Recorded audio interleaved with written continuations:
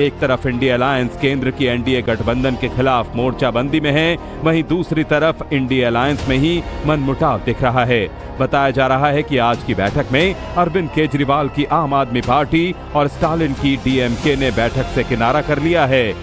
दोनों ही पार्टियों के मीटिंग में शामिल नहीं होने की खबर है, जिस पर डैमेज कंट्रोल करते हुए जयराम रमेश ने एक्स पर पोस्ट करते हुए कहा कि जो पार्टियां बैठक में शामिल नहीं हो रही हैं, इसका ये मतलब नहीं कि अलायंस में दरार है, बल्कि कुछ वजहों से बैठक में शामिल नहीं हो पा रहे हैं। लेकिन जो भी दल मीटिंग में शामिल नहीं है, वो भी मोदी सरकार की नीतियों के खिलाफ हैं।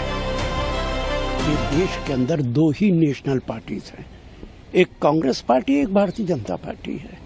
उन्होंने एनडीए बना रखा है, हमने इंडिया बना रखा है, बाकी सब छोटी छोटी पार्टीज हैं।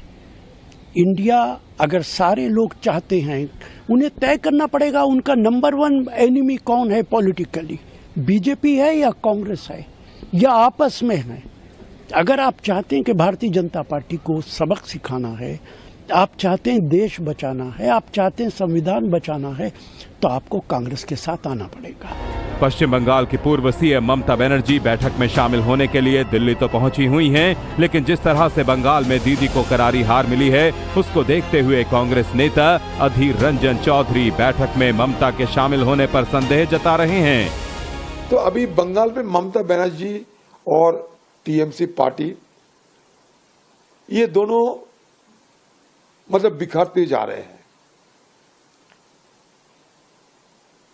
लेकिन इंडिया गठबंधन तो है ही है, और इंडिया गठबंधन की भीतर ममता बनर्जी का क्या रोल रही, ये भी हम सबको जानकारी में है। कांग्रेस इंडिया अलायंस में भले ही ऑल इज वेल का दावा किया जा रहा हो, लेकिन आम आदमी पार्टी का कुछ अलग ही कहना है। पार्टी नेता प्रियंका कक्कड़ ने कांग्रेस पर अलायंस से ज्यादा खुद को मजबूत करने का बड़ा आरोप लगा दिया है। कांग्रेस जो भी अलायंस करता है, उनका सोल मकसद अपने आप को मजबूत करना है, उनका मकसद देश को मजबूत करने का नहीं है, देश हित में नहीं है।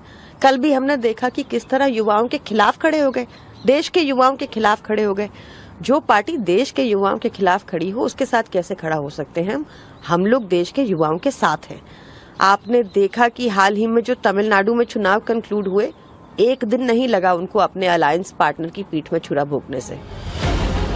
आम आदमी पार्टी के इस आरोप का जवाब देने में कांग्रेस भी पीछे नहीं रही। कांग्रेस ने अन्ना आंदोलन को याद करते हुए आम आदमी पार्टी की मंशा पर ही सवाल खड़े कर दिए। सोचा कि पहले जैसे आंदोलन खड़ा हो जाएगा। ये मत भूलें कि अन्ना आंदोलन अपने आप में कुछ नहीं था, अरविंद केजरीवाल अपने आप में कुछ नहीं थे, पीछे से आरएसएस बीजेपी की सपोर्ट थी, जिसके वजह से वो खड़े हो गए थे।